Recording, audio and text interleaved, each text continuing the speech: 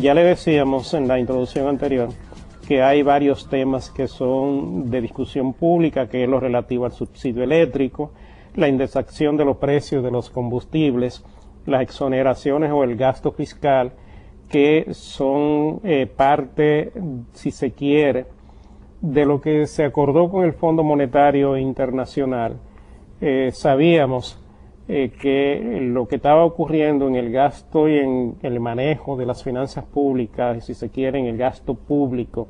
durante los primeros 6 meses de este año tenía 2 explicaciones básicas. Primero, lo que se contempló en el acuerdo con el Fondo Monetario Internacional en el sentido de que se ampliara o se actuara de una manera abierta o, si se quiere, diferente a lo que es la tradición del fondo, llevando a cabo una política contracíclica en términos de gasto, lo que era el interés del propio Fondo Monetario Internacional y más que de este organismo, de los países que le proporcionaron recursos para que saliera a prestarlo a las economías que lo solicitaran con relación o con el propósito de que se aumentara la demanda externa para los productos de las economías desarrolladas. El fondo cumplió en el caso de la República Dominicana muy bien esa tarea en términos del primer semestre, que por cierto coincidió con un ambiente político a nivel nacional que tradicionalmente genera exceso de gasto por parte de los gobiernos en el poder, porque en ese exceso de gasto hay un interés político de tener un resultado electoral. Ahora hay que recoger las amarras, ahora hay que venir a hacer los ajustes necesarios, porque aparentemente lo que ocurrió fue que se excedió lo que era, si se quiere, la meta de gasto durante esos primeros meses y terminamos ese primer semestre con un exceso de gasto mucho más allá de lo previsto, por 2 razones. Primero, porque hubo realmente más gastos y en segundo lugar, porque los ingresos no se portaron a la altura de las estimaciones que se habían hecho. Y entonces tenemos una situación y un compromiso con el propio Fondo Monetario Internacional de terminar el año una meta de unos 47.000 millones de pesos como déficit, el cual en los próximos años, el próximo año del acuerdo con el fondo debe ser aún corregido en una proporción mucho mayor. Entonces, ¿ahora qué hacer? Sí, no, y es una situación un poquito delicada en el sentido de que hay que tomar decisiones sabiamente desde el punto de vista del gobierno, pero para ir por tema con los tópicos señalados, con relación al subsidio eléctrico, Luis, hay que tomar en consideración, primero también que hubo en esa definición de lo que era el monto a ser consignado en el presupuesto nacional, hubo una estimación menor del precio del petróleo internacional y eso efectivamente tiene mucho que ver con lo que es la partida que debe ser entregada para solventar lo que es el aspecto financiero de la CDEE.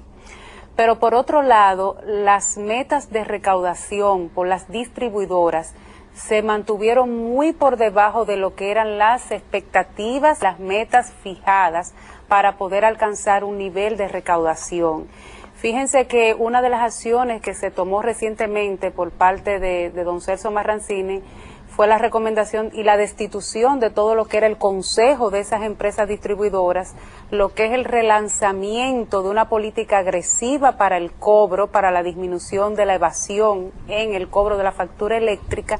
y todo lo que es el aspecto también paralelo de racionalización del gasto y del cambio gradual, que no puede ser de la noche a la mañana, de lo que es la generación eléctrica. Mientras tengamos una generación eléctrica altamente dependiente de los derivados del petróleo y donde todavía prevalezca la famosa fórmula de los contratos de Madrid que totalmente benefician de una manera unilateral, y que me perdonen los generadores a los mismos, pues vamos a tener ese elemento de poco margen de maniobrabilidad en cuanto a ver mejoría y holgura de lo que sería ese requerimiento de un menor subsidio eléctrico por parte del gobierno. Ahí hay mucha tela que cortar y una agenda de corto y mediano plazo donde el mismo presidente de la República señalaba, el Banco Mundial en la reunión que sostuvieron, o sea que se necesita un enfoque integral. La solución del problema eléctrico, aunque eminentemente en el corto plazo es financiero, para poder dar el salto cuántico y poder enrumbarse hacia un camino de sostenibilidad, necesariamente tiene que atacar distintas aristas: los cobros,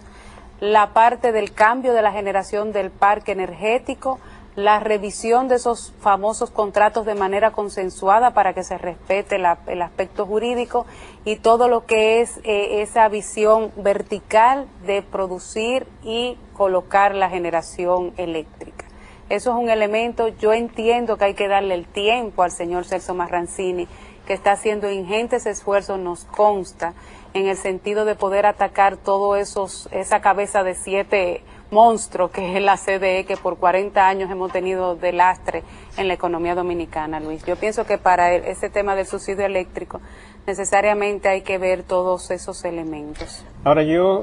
Rosana, no entiendo por qué en el acuerdo con el Fondo Monetario se contempló una partida tan pequeña y esa se llevó al presupuesto para lo que era el subsidio eléctrico, porque tradicionalmente, incluso el año anterior,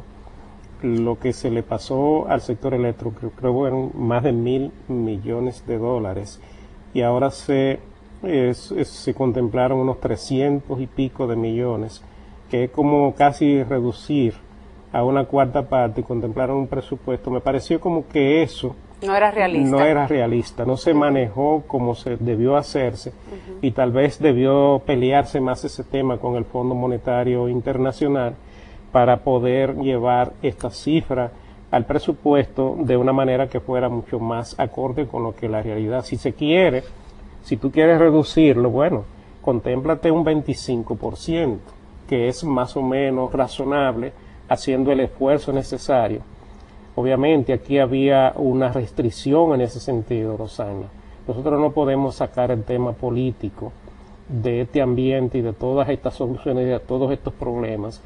porque cuando hay que hacer los ajustes y hay que pensar en el impacto político que eso va a tener, normalmente se prioriza el tema político en contra de lo que es la realidad de la producción, la generación y la distribución y el cobro de un servicio como este. Históricamente ese ha sido un tema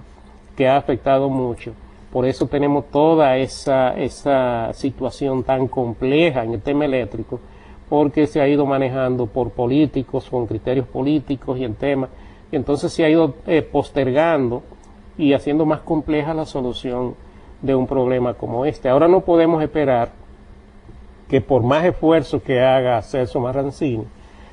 como lo está haciendo y todo el mundo se lo reconoce, esto se va a solucionar de la noche a la mañana, porque es un tema demasiado complejo. Hay demasiados intereses envueltos en esto. Hay contratos con organismos con empresas internacionales, los cuales tú no puedes de la noche a la mañana unilateralmente cancelar de manera unilateral. Tú tienes que negociar eso, ver hasta qué punto tú puedes llegar a un acuerdo y contar con la flexibilidad de ellos para poder entonces darle solución a ese tipo de cosas. Y paralelamente con todas esas medidas, tú tienes que ir haciendo las inversiones necesarias y tienes que ir haciendo las correcciones que sean factibles dentro de lo que son tus posibilidades, para tú entonces poder, dentro de un periodo más o menos razonable, poder tener la solución de este complejo problema. O sea que así es. Eso es un tema que va a estar en la palestra mucho tiempo en la economía dominicana. El otro tópico que tú planteaste, Luis, el tema de la indexación de los precios de los combustibles. Efectivamente, eso está en el marco de la ley de hidrocarburos, es un mandato legal, no se ha realizado en los últimos tiempos. Si uno puede decir, cónchole, pero ¿por qué no lo realizaron para que fuera gradualmente absorbido y ahora de la noche a la mañana para solventar una situación de déficit fiscal que no fue la intención de la ley de hidrocarburos?